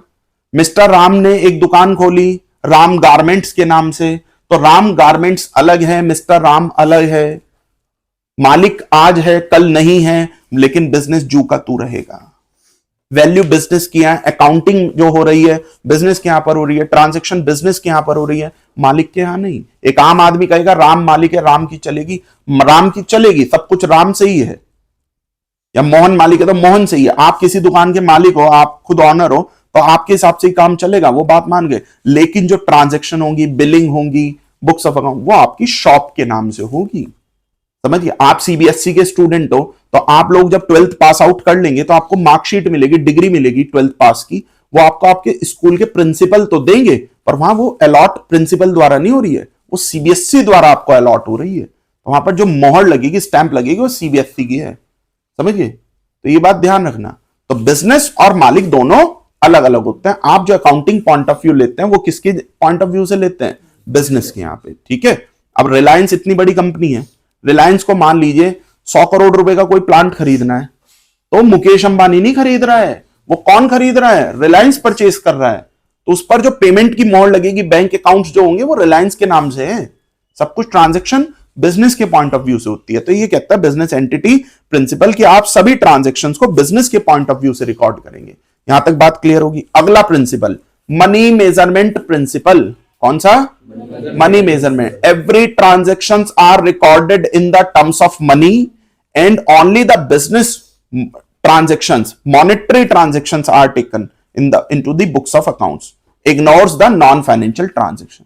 बिना पैसों के लेन देन आपको इग्नोर करने हैं, केवल अकाउंट्स में पैसों से रिलेटेड जो ट्रांजैक्शन होगी वो ही रिकॉर्ड होगी और मनी की टर्म्स में रिकॉर्ड होगी। Quality, quantity, sentiments, affections, love, relationship, इन सब चीजों की बुक्स ऑफ अकाउंट्स में कोई वैल्यू नहीं है। यहां पर वैल्यू किसकी है? पैसों की है। बताइए बात समझे या नहीं? आपके यहां पे मैनेजर जॉब कर रहा है, वो बहुत ज्यादा होशियार है, इंटेलिजेंट है, एक्सपीरियंस होल्डर है, आप उसकी इंटेलिजेंस एक्सपीरियंस को रिकॉर्ड नहीं करेंगे, आप उसको पैसा कितना दे रहे हो वो रिकॉर्ड होगा, salary account, debit to cash account. उसकी ईमानदारी, उसका एक्सपीरियंस, ये सब बातें नहीं चलती अकाउंट्स में। यहां चलता है पैसा। क्या चलता है? ये बात ध्यान रखना। तो मनी मेजरमेंट कॉन्सेप्ट था, फाइनेंशियल ट्रांजैक्शंस को ही रिकॉर्ड करना है। तकड़ा concept, going concern concept. Going, going मतलब जा रहा है, आईएनजी लगा हुआ है, कॉन्टिन्यूअस टेंस है। कंसर्न मतलब बिजनेस, बिजनेस जा रहा है, बिजनेस बढ़ रहा है, अनंत वक्त तक चलेगा। ये एक मालिक की सोच होती है कि अगर आपने कोई बिजनेस स्टार्टअप किया तो आपकी ये थिंकिंग होनी चाहिए पॉजिटिव कि आपका बिजनेस हमेशा चलता रहेगा, बढ़ता रहेगा, धीरे धीरे उसकी तरक्की होती रहेगी। आज आपकी दुकान पे एक प्रोडक्ट मिल रहा है, कल को 4 प्रोडक्ट होने चाहिए, 10 प्रोडक्ट होने चाहिए। आज आपकी एक ब्रांच यहां पर है, दूसरी जगह होनी चाहिए, दूसरे शहरों में होनी चाहिए। तो धीरे धीरे मेहनत करते जाइए, बिजनेस को बढ़ाते जाइए, आपकी ट्रांजैक्शन बढ़ती रहनी चाहिए। जैसे हल्दीराम को देख लो, हल्दीराम के आउटलेट्स हर जगह हैं आज, समझ गए? तो क्या है ये सब? धीरे धीरे बढ़ा, एक जगह खोला था, धीरे धीरे उसको क्या करते चले गए? स्टैब्लिश, बढ़ता चला गया कारोबार, उनका बिजनेस बढ़ता चला गया। तो धंधे को अगर बढ़ाना है, बिजनेस को अगर बढ़ाना है, तो ये सोच रखनी पड़ेगी कि बिजनेस की जो लाइफ है वो अप टू द इनडेफिनाइट। तो ये एमसीक्यू पूछेगा, एज पर going concern principle life of the business up to the indefinite, अनंत वक्त तक। लॉन्ग पीरियड भी नहीं, लंबे समय तक, लंबा समय भी एक टाइम पे आके खत्म हो जाता है, नहीं, इनडेफिनाइट। ये बोलना है कि अनंत वक्त तक आपका बिजनेस चलेगा, आप रहे या ना रहे, आपके बाद आपकी अगली जनरेशन, उनके बाद उनकी अगली जनरेशन, ऐसे पीढ़ी दर पीढ़ी आपका बिजनेस चलता रहेगा, फैलता रहेगा, तरक्की करता जाएगा। समझिए, जैसे अमूल को देख लो, मदर डेयरी देख लो, छोटे छोटे बिजनेस थे, धीरे धीरे बढ़ते चलेगा, बढ़ते चलेगा। आज हर चीज है, पहले नॉर्मल सी चीजें बेचते थे, अब हर चीज बेच रहे, चीज, स्लाइसेस सब बिक रहा है उनके यहाँ पे, हर प्रोडक्ट है उनके यहाँ पे, आइसक्रीम सेक्टर में भी आ गए सब चीजों में। तो ये क्या है? Going concern principle. ठीक है। अकाउंटिंग पीरियड कॉन्सेप्ट गजब प्रिंसिपल है। एक पर्टिकुलर टाइम की आपको अकाउंटिंग करनी है। अगर आप 12 महीने की अकाउंटिंग कर रहे हैं तो 12 महीने, 1 अप्रैल से 31 मार्च तक की अगर आप अकाउंटिंग कर रहे हैं तो उतने ही टाइम पीरियड की इनकम लेनी है और उतने ही टाइम पीरियड के एक्सपेंस लेने, no of succeeding, no of preceding, ना तो उससे बाहर के लेने, ना उससे पुराने लेने हैं। ये कहता है अकाउंटिंग पीरियड प्रिंसिपल। आपकी जो बुक्स ऑफ अकाउंट्स बनेगी एक पर्टिकुलर टाइम की होती है और आपको एक पर्टिकुलर टाइम का ही प्रॉफिट फाइंड आउट करना है, तो उतने ही टाइम के आपको क्या करना पड़ेगा? डाटा लेना पड़ेगा। अकाउंटिंग पीरियड प्रिंसिपल से रिलेटेड है मैचिंग कॉन्सेप्ट, बहुत इंपॉर्टेंट कॉन्सेप्ट है मैचिंग। ध्यान से सुन लो। मैचिंग कॉन्सेप्ट कहता है कि अगर आप एक पर्टिकुलर टाइम की प्रॉफिट लॉस जानना चाहते हैं, प्रॉफिट निकालना चाहते हैं, तो उतने ही टाइम की इनकम लो और उतने ही टाइम के एक्सपेंस लो, तभी आपको उतने ही टाइम का करेक्ट प्रॉफिट निकल के आएगा। समझ गए? एग्जाम्पल, मान लो हम अकाउंटिंग कर रहे हैं 6 मंथ्स की। कितने मंथ्स की? अप्रैल से शुरू कर रहे हैं, अप्रैल मई जून जुलाई अगस्त सितंबर, 6 महीने की कर रहे हैं। तो हम इनकम जो लेंगे वो कितने मंथ्स की लेंगे, 6 मंथ, और एक्सपेंस भी कितने, ये नहीं कि इनकम तो 6 महीने की ले ली और एक्सपेंस ले लिए 2 साल के, तो ये तो गलत हो जाएगा ना। तो अगर आपको करेक्ट इक्वल बिल्कुल प्रॉफिट चेक करना है, मैचिंग करनी है उसकी, सही तरह से उसको मैच करना है, तो उतने ही टाइम पीरियड की इनकम लीजिए और उतने ही टाइम पीरियड के एक्सपेंस लीजिए और आपस में उनको मैच कीजिए, तब आपके बिजनेस का क्या निकलेगा, प्रॉफिट या लॉस। ये चीज ध्यान रखना। अगला है आपका हिस्टोरिकल कॉस्ट। कौन सा, वो मैंने बता ही दिया था कि कैपिटल एक्सपेंडिचर, जितने भी कॉस्ट जोड़ने के बाद बस मशीन की कीमत निकलती है फिक्स्ड एसेट की, उसी पर आपको बुक्स में रिकॉर्ड करना है। उसके बाद dual aspect concept, double entry system. Every transaction, जितने भी ट्रांजेक्शन होंगे फाइनेंशियल नेचर के, वो 2 जगह रिकॉर्ड होता है, ड्यूल एस्पेक्ट होता है, डबल एंट्री सिस्टम लगता है अकाउंट्स में, एक डेबिट एक क्रेडिट, एक डेबिट एक, कोई चीज 10,000 से डेबिट हुई तो 10,000 से क्रेडिट होगी, तभी तो वो बैलेंस बचेगा। डेबिट हमेशा किसके इक्वल आता है, क्रेडिट के, तभी तो बैलेंस शीट आपकी इक्वल बैठती है, ट्रायल बैलेंस भी आपका इक्वल बैठता है, डेबिट साइड हमेशा किसके इक्वल आती है, तो वो यही तो रीजन है। ठीक है, तो इसी वजह से आपका डबल एंट्री सिस्टम लगता है। तो आपको 2 एस्पेक्ट फॉलो करने पड़ेंगे, इससे रिलेटेड भी आपसे क्वेश्चन पूछ सकता है। ठीक है, आगे चलिए। उसके बाद आता है भैया revenue recognition principle. As per this principle income consider कब होगी, जब रेवेन्यू रियलाइज्ड हो जाएगा। ठीक है, रेवेन्यू रिकॉग्निशन, रेवेन्यू, यहां रेवेन्यू का मतलब है इनकम से, जब आपको इनकम रियलाइज्ड हो जाएगी, इधर कैश हैज बीन रिसीव, चाहे पैसा मिल भी गया हो, तो वो इनकम। इसलिए ये मैंने बता भी दिया था, एक्रूअल प्रिंसिपल से रिलेटेड ही है, मैचिंग भी हो गया हमारा। अगला जो प्रिंसिपल है वो है consistency. Consistency principle most important है। कंसिस्टेंसी शब्द बना कांस्टेंट से, किससे, कांस्टेंट का मतलब लगातार ही। आप जो रूल्स रेगुलेशन अपने यहां पर फॉलो कर रहे हैं, लंबे समय तक आप उन्हीं को लगाकर चलें for long period of time. Bar bar frequently rules regulation changes करना वो गलत है, समझ गए। जैसे 2 बेसिस पढ़ा है, एक्रूअल और कैश। अगर आप अपने बुक्स में कौन सा लगा रहे हैं बिजनेस में, एक्रूअल बेसिस, तो एक्रूअल लगाओ, ये नहीं कि कैश बेसिस लगा दिया, या कैश लगा रहे हो तो एक्रूअल लगाओ, बार बार ना चेंज करो। आप डेप्रीशिएशन के 2 मेथड्स हैं, ओरिजिनल कॉस्ट मेथड और return down value, SLM WDV. अगर आप एसएलएम से डेप लगा रहे हैं तो एसएलएम से ही लगाइए, बार बार चेंज नहीं कि एक साल एसएलएम अगले साल डब्ल्यूडीवी। ऐसे फ्रीक्वेंटली चेंजेस करने से आपके बिजनेस पर इफेक्ट पड़ता है और वो चीज बिल्कुल बेकार हो जाती है। कांस्टेंट, कंसिस्टेंटली एक रूल्स रेगुलेशन जो निभा लिया, उसी को लंबे समय तक आपको मेंटेन करके रखना है, ये चीज ध्यान रखना है। ये है कंसिस्टेंसी प्रिंसिपल।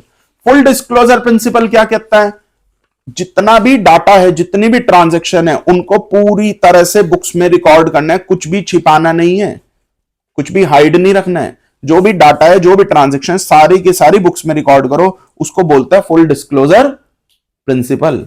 बताओ बात समझे या नहीं। उसके बाद फुल डिस्क्लोजर के बाद आता है materiality. Materiality principle full disclosure के अगेंस्ट है।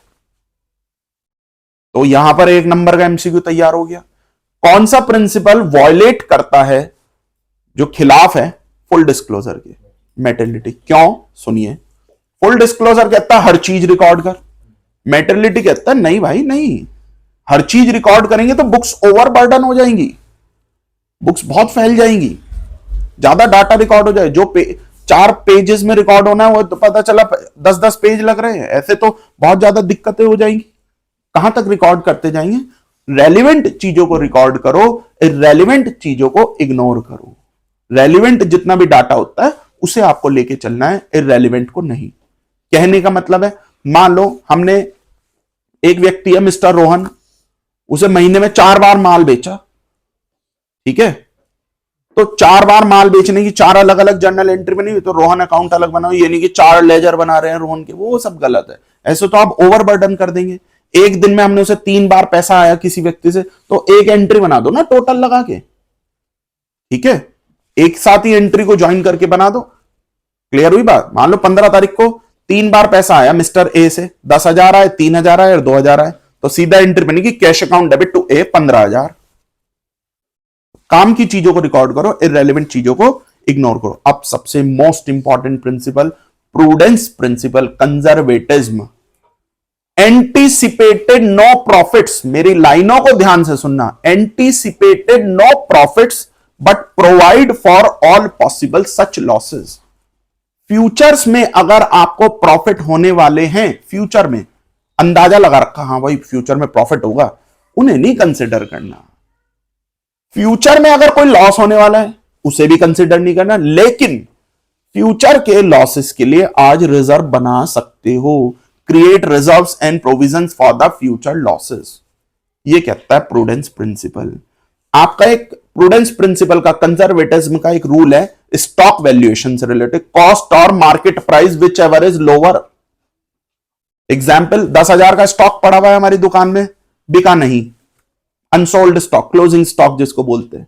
अगर आज मार्केट में बेचते हैं 15,000 में बिकेगा, लेकिन बिक नहीं रहा है, तो कितना रिकॉर्ड करेंगे? 15,000, 10,000, तो दोनों में जो छोटा अमाउंट है वो रिकॉर्ड करेंगे। ऐसा क्यों करेंगे? क्योंकि अगर 15,000 रिकॉर्ड कर दिया तो जो अभी इनकम अर्न भी नहीं हुई, कमाई हुई भी नहीं है, आप उसको कैसे रिकॉर्ड कर सकते हैं?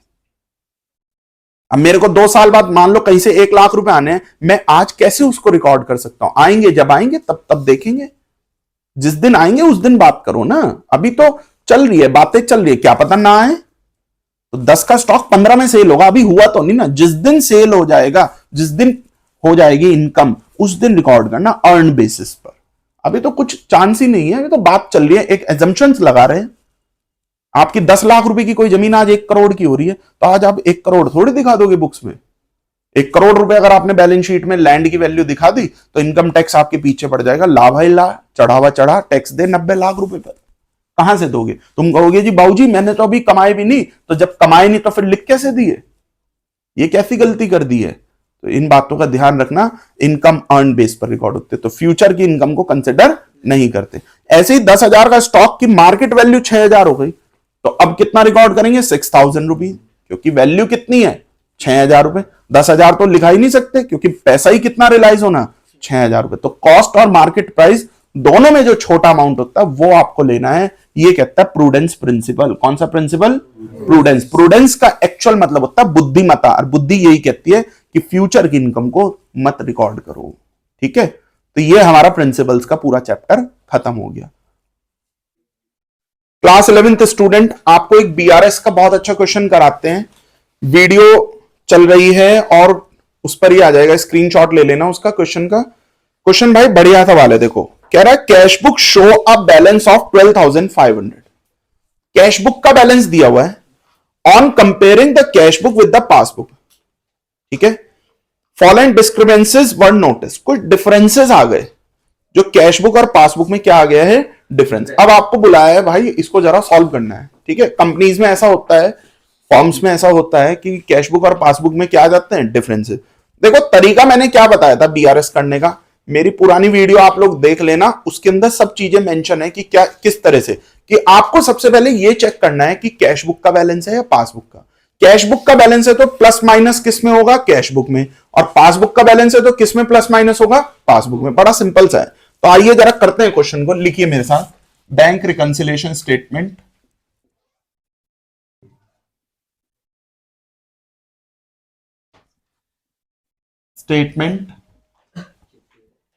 as on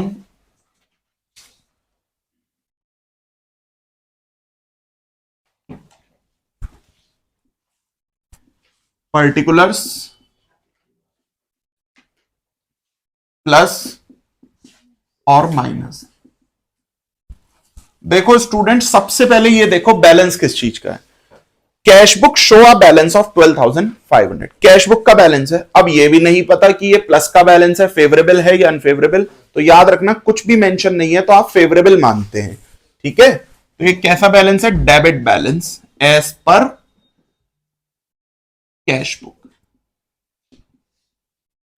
और इसको आप प्लस में लिख देंगे। ये हो गया जी आपका 12,500। उसके बाद यहां पर ऐड का कॉलम, फिर लेस का कॉलम। जो ऐड वाले आइटम्स हैं वो यहां आ जाएंगे, लेस वाले यहां पर आ जाएंगे। आगे चलिए, कह रहा है cheque issued but not presented for payment. Cheque issue किया, इशू का मतलब पेमेंट करना। तो देखो ये मेरी कैश बुक है, ये मेरी पासबुक है, दोनों आपस में क्या है? बराबर है, इक्वल है। दोनों आपस में क्या है? इक्वल। चेक इशू किया 6,000 का, तो जब हम चेक इशू करेंगे, इशू का मतलब पेमेंट करेंगे, तो हम कौन है? मालिक। तो जब ऑनर पेमेंट करता है तो वो अपनी कैश बुक माइनस कर देता है।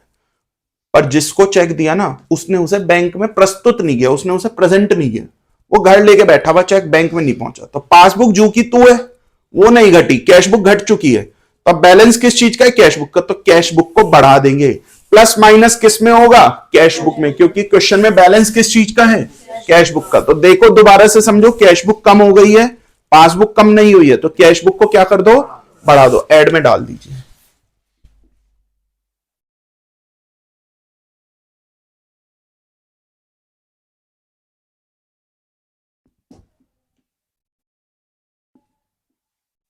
ये हो गया भैया आपका 6,000 रुपीज। आगे चलते हैं। Cheques deposit into bank but not collected. Cheque आपने बैंक में जमा करे, ये कैश बुक, ये passbook, cash book passbook, bank में जमा करे तो क्या बढ़ गई? कैश बुक बढ़ गई, इंक्रीज हो गई, पर वो कलेक्ट नहीं हो पाए, बैंक में नहीं आया पैसा, कैश बुक बढ़ा हुआ है, पासबुक नहीं बढ़ी, तो कैश बुक को कम कर दो, लेस कर दो। Checks deposited but not collected, 9,000 rupees. Bank paid insurance premium 5,000। Bank ने क्या पे किया? Insurance premium. तो हमने पे नहीं करा, बैंक ने। पासबुक कम हुई, तब क्या करो? कैश बुक भी कम कर दो, लेस में लिख दो।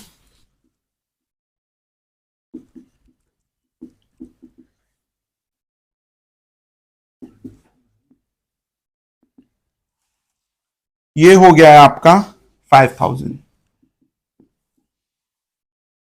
बैंक चार्जेस 300, बैंक ने बैंक चार्जेस डिडक्ट कर दिए, तो क्या कम होगा? बैंक जब भी कुछ लेगा बैंक से लेगा, तो पासबुक कम, तो हम कैश बुक भी कम कर देंगे, लेस कर दो।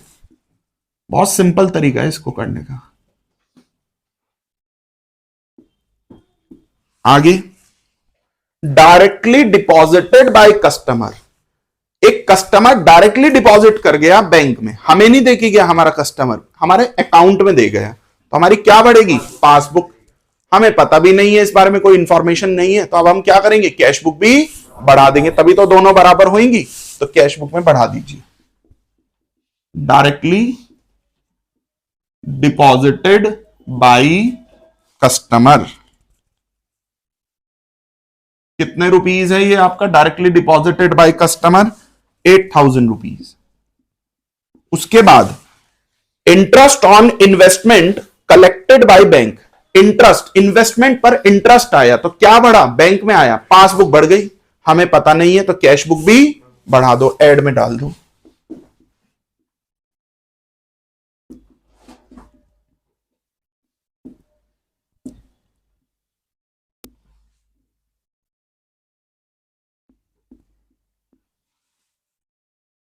अगला point, cash discount allowed 200 was recorded on debit side of bank column. Debit side of bank column.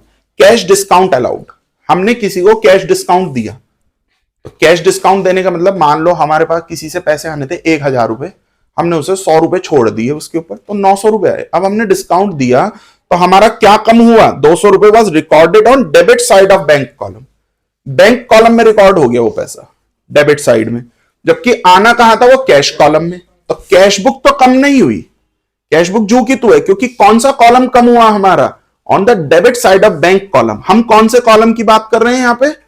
Cash discount तो कैश कॉलम में आना था, पर वो हमने कहां डाल दिया उसको? 200 रुपए, recorded on the debit side of bank column. Cash book के दो कॉलम होते हैं, ध्यान देना, एक तो कैश का कॉलम बनता है और एक कौन सा बनता है? बैंक का कॉलम।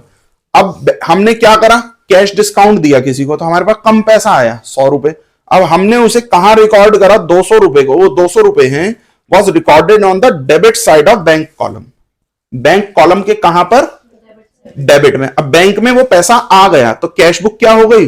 बढ़ गई, कैश बुक बढ़ गई, बैंक कॉलम में रिकॉर्ड करने की वजह से कैश बुक, डेबिट मतलब कैश बुक में आना। अब पासबुक में डेबिट होना मतलब घटना, पासबुक में क्रेडिट होना मतलब बढ़ना, और पासबुक में डेबिट होना मतलब घटना। ध्यान रखना इस बात का। तो देखो फिर से समझ लो, कैश बुक में डेबिट होना मतलब आना, क्रेडिट होना मतलब जाना, पासबुक में डेबिट होना मतलब घटना, पासबुक में क्रेडिट होना मतलब, तो 200 रुपए कहां पर आए? कैश डिस्काउंट 200 रुपए, debit side of bank column, cash book बढ़ गई। पासबुक नहीं बढ़ पाई, तो अब क्या करें, कैश बुक कम कर दें, लेस कर दीजिए।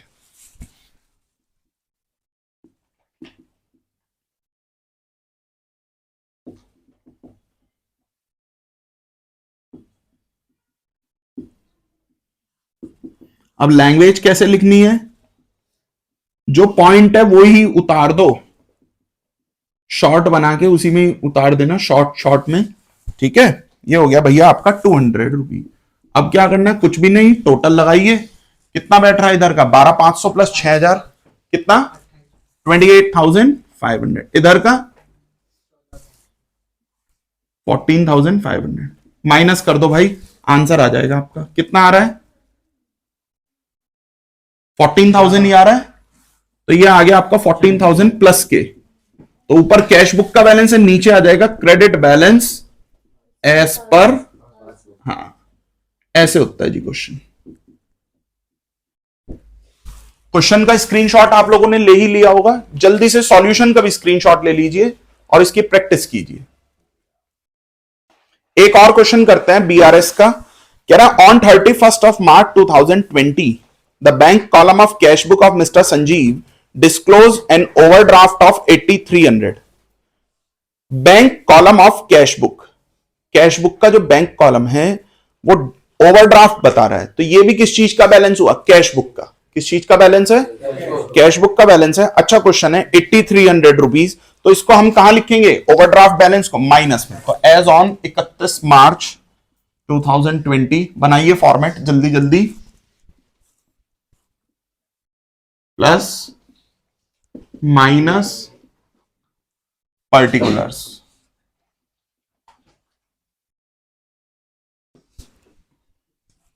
तो ये दिया हुआ है आपको ओवरड्राफ्ट बैलेंस, क्रेडिट बैलेंस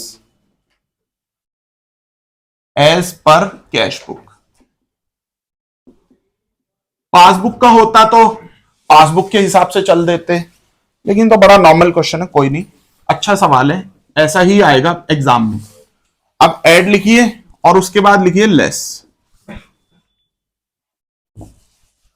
कह रहे cheques were deposited into bank for 16,000, आपने 16,000 रुपए के चेक बैंक में जमा किए, but of these cheques of 4,600 were cleared and credited in April 2020।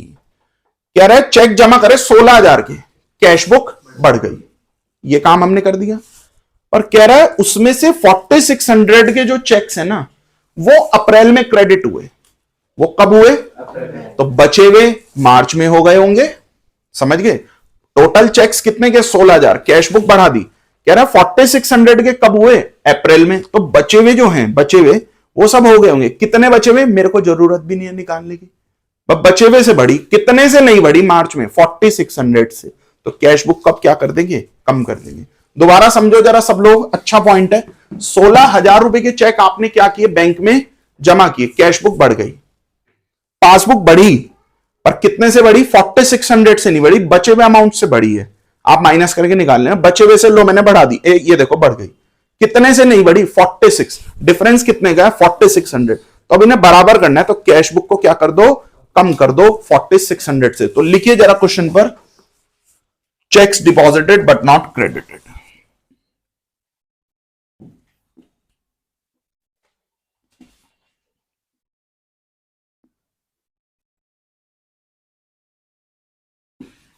$4,600 minus में, चेक्स वर इशूड, इशूड का मतलब होता पेमेंट करना, for 7,500, out of which cheques for 6,000 has been presented for payment in March. कह रहा 7,500 रुपए के चेक आपने इशू करे, इशू का मतलब होता पेमेंट करना, तो क्या हुआ, कैश बुक कम हो गई, हमारे यहां से चेक चले गए, हम कैश बुक क्या करके बैठ गए, कम करके बैठ गए। कह रहे 6,000 रुपए के कब प्रेजेंट हुए, मार्च में, तो पासबुक 6,000 से कम हुई, कितने से नहीं हुई, 2,500 रुपए से। कितने के टोटल चेक्स कितने थे आपके, टोटल थे 7,500, दोबारा समझिए 7,500 से कैश बुक कम हुई, पासबुक कितने से कम हुई, 6,000 से, तो डिफरेंस कितने का आ रहा है, 2,500, तो कैश बुक को बढ़ा दो, ऐड में डाल दो, issued but not presented,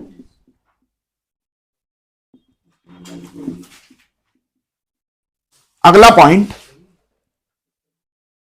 no entry is made in cash book for 6,000 directly deposit by customer in bank. Bank में एक कस्टमर डायरेक्टली जमा कर गया, पासबुक बढ़ गई बच्चों, तो अब क्या करें, कैश बुक भी बढ़ा देंगे, इक्वल करना है, तो directly deposited by customer in bank, ये हो गया जी आपका 6,000। उसके बाद payment side of cash book bank column was under cast by 1,000। ये भी बहुत अच्छा पॉइंट है। कैश बुक की दो साइड होती है, एक टू साइड एक बाई साइड। टू वाली होती है डेबिट, बाई वाली होती है क्रेडिट। जो बाई साइड है पेमेंट साइड, वो कम हुआ, अंडर कास्ट, कम रह गई 1,000 रुपए से। अब देखो जब तुम्हारे यहां से 1,000 रुपए कम हुए पे, तो बैलेंस बढ़ा हुआ होगा ना कैश का।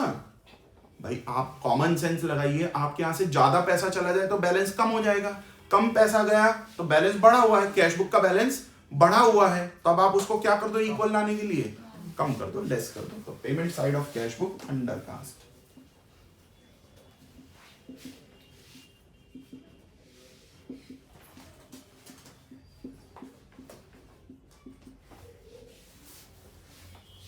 ₹1,000। अगला point, payment of insurance 2,000 and receipt of insurance claim of 8,000 appear in passbook but not entered in cash book. कह रहा पेमेंट ऑफ इंश्योरेंस 2,000 रुपए का पेमेंट हुआ, एक पॉइंट में दो पॉइंट है, and receipt of insurance claim, और 8,000 रुपए का क्लेम आया but not entered in cash book. तो पहले इसको ब्रेक कर देते हैं। 2,000 रुपए का इंश्योरेंस पे हुआ, कितने रुपीस का, 2,000 रुपए का, ठीक है। तो कैश बुक कम हो गई, पासबुक कम नहीं हुई। तो हमने क्या किया, पेमेंट करा ना insurance 2,000, receipt of insurance claim 8,000, appear in passbook. हमने पे नहीं करा 2,000, बैंक ने पे करा। बैंक ने 2,000 रुपए इंश्योरेंस पे किया, क्योंकि इसमें बाद में लिखा हुआ है, दोबारा पढ़िए, अपीयर इन पासबुक। ये अपीयर हो गया पासबुक में, इसकी एंट्री पासबुक में डल गई, पर हमारे यहां नहीं डली, पासबुक कम हो गई, तो कैश बुक भी क्या कर दो, कम कर दो। तो पेमेंट ऑफ इंश्योरेंस,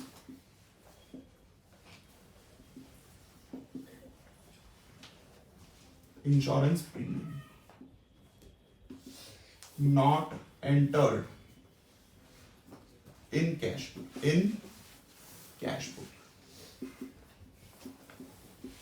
ये हो गया भैया 2,000 रुपए, ठीक है। अगला पॉइंट क्या बोल रहा है, इसी में ही अगला, और 8,000 रुपए आपको इंश्योरेंस क्लेम मिला है, तो पासबुक बढ़ गई, कैश नहीं बढ़ पाई, तो कैश बुक को भी बढ़ा दो। तो insurance claim received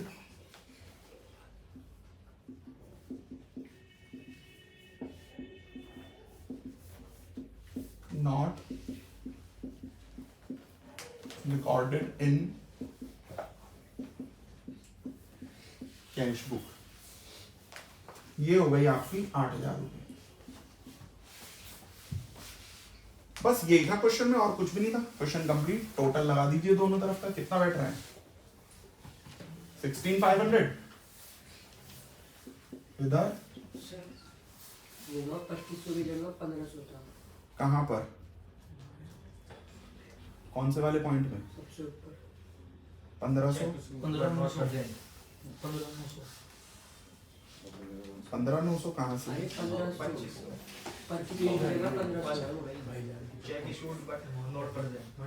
check 6,000 minus 7,500 ना, 1,500, ये वाला पॉइंट। तो अब ये कितना हो गया, 15,500, और इधर 15,900। कितने का डिफरेंस आया, 400 रुपए का। तो डिफरेंस कहां पर आ रहा है, माइनस साइड ज्यादा है, तो माइनस में आया 400 रुपए का डिफरेंस। ऊपर कैश बुक है, नीचे पासबुक का नेगेटिव बैलेंस, डेबिट बैलेंस होता है। डेबिट बैलेंस एज पर, देखो पासबुक का प्लस का बैलेंस जो होगा फेवरेबल, वो तो क्रेडिट होगा, और माइनस का कैसा होगा, नेगेटिव। डेबिट बैलेंस एज पर पासबुक। चलिए स्टूडेंट फटाफट से स्क्रीनशॉट लीजिए इसका भी। आइए स्टूडेंट एक क्वेश्चन करता है अकाउंटिंग क्वेश्चन का, बहुत अच्छा सवाल है, स्क्रीन पर आ जाएगा, आप स्क्रीनशॉट ले लेना। कह रहा है prepare the accounting equation on the basis of the following. भाई अकाउंटिंग इक्वेशन सबको पता है कि सर एसेट्स का टोटल हमेशा किसके इक्वल होता है, लायबिलिटीज प्लस कैपिटल, सबको पता है ये बात। सबसे पहला चैप्टर क्लास 11th में यही था, assets equals to liability plus capital. Rakesh commenced business, commence का मतलब शुरुआत करना, विद कैश 2 लाख रुपए एंड फर्नीचर 1 लाख रुपए। राकेश भाई ने बिजनेस शुरू किया, 2 चीजें लगाई उन्होंने, एक तो कैश लगाया 2 लाख और फर्नीचर लगाया 1 लाख। टोटल कितना हो गया भाई, सब कैपिटल में आ गए 3 लाख रुपीज। देखो डबल इफेक्ट चल रहा है, एक इधर एक इधर, क्योंकि डबल एंट्री सिस्टम लगता है अकाउंट्स में, और अकाउंटिंग इक्वेशन ही इस बात का सबूत है, प्रूफ है कि हर ट्रांजैक्शन के कितने इफेक्ट पड़ते हैं, 2। Double entry system. देखो 2 लाख 1 लाख इधर आए तो उधर 3 लाख रुपए की क्या आ गई, कैपिटल आ गई। अगला point, goods purchase for cash 50,000 and on credit 10,000। 50,000 रुपए का स्टॉक तो खरीदा नगद पैसा देके कैश में, और 10,000 रुपए का उधार क्रेडिट बेसिस पर, तो टोटल स्टॉक कितना आया 60,000। तो इधर स्टॉक आ गया आपका 60,000 रुपीज का, बहुत सही। और कैश में से आपके कितने चले गए 50,000, क्योंकि आपने उधार नहीं खरीदा है। और लायबिलिटी में क्या आ गया आपका, क्रेडिटर, क्रेडिटर आपका कितना आ गया 10,000। ऐसे करना होता है। तो देखो 60 का स्टॉक, 50 कैश से लेस, क्रेडिटर में 10,000। अब 2 इक्वेशन सॉल्व करने के बाद आपको क्या बनाना है, बैलेंस, जिसको न्यू इक्वेशन भी बोलते हैं। तो 2 लाख में से 50 गए, 1,50,000 प्लस के 1 लाख प्लस के 60,000 जो की तू एज इट इज आ जाएंगे, 10,000 इधर प्लस के 3 lakh rupees as it is. उसके बाद आगे चलते हैं, सोल्ड गुड्स कॉस्टिंग 15,000 फॉर 18,000।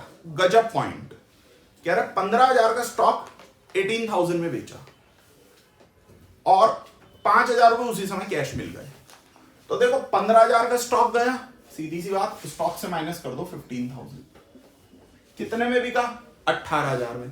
3,000 का अपने को क्या हो रहा है, प्रॉफिट। और मैंने अभी अभी बताई थी बात, थ्योरी जब पढ़ा रहा था, प्रॉफिट हमेशा कैपिटल में ऐड होता है, तो कैपिटल को बढ़ाता है प्रॉफिट। 3,000 प्लस कर दो, तो अब 18,000 रुपए में से पैसे कितने आए, 5,000 रुपए। तो कैश में कितने प्लस करो, 5। कितने नहीं आए भाई, 15 का गुड्स 18 में से 5 आए, तो कितने नहीं आए 13,000। तो डेटर बन गया, उधार, अभी भी उधार है हमारे पैसे 13,000। ये आप यहां पे प्लस कर देंगे।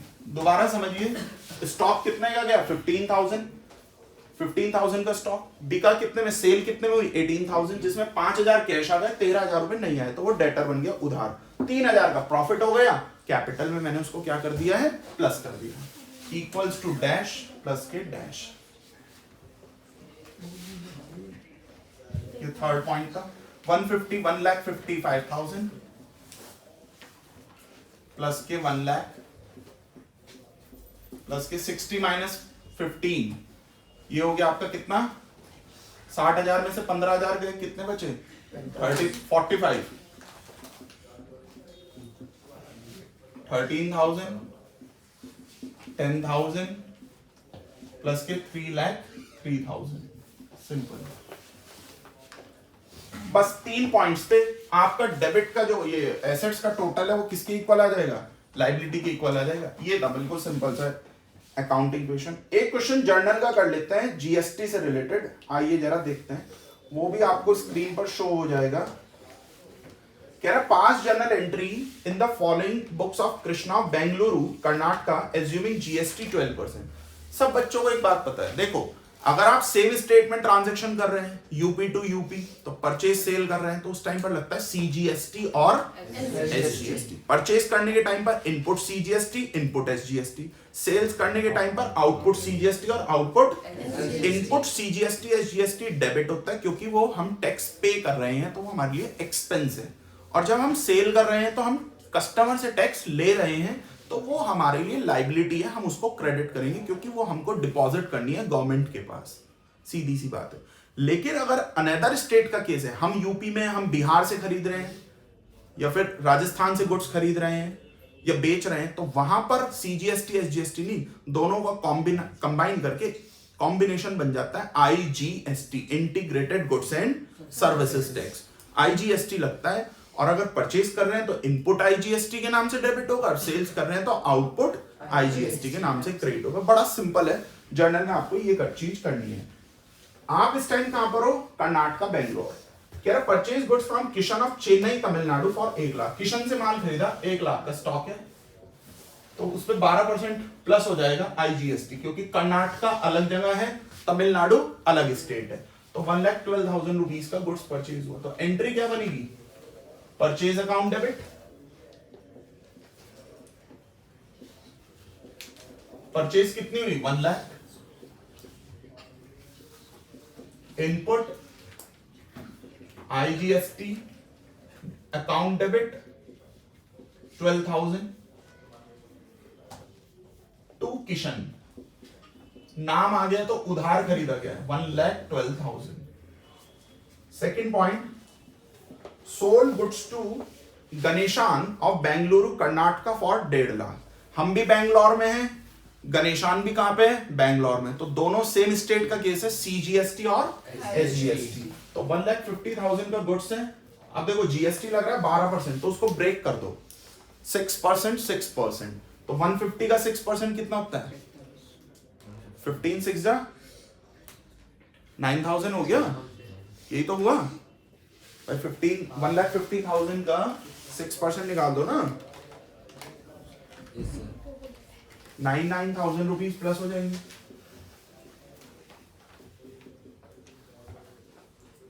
तो ये हो गया आपका CGST, ये SGST, 1,68,000।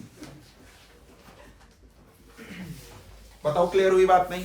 अब आगे एंट्री करते हैं, किसको बेचा हमने सामान? हमने गणेशान को, नाम आगे तो गणेशान डेबिट, टू सेल्स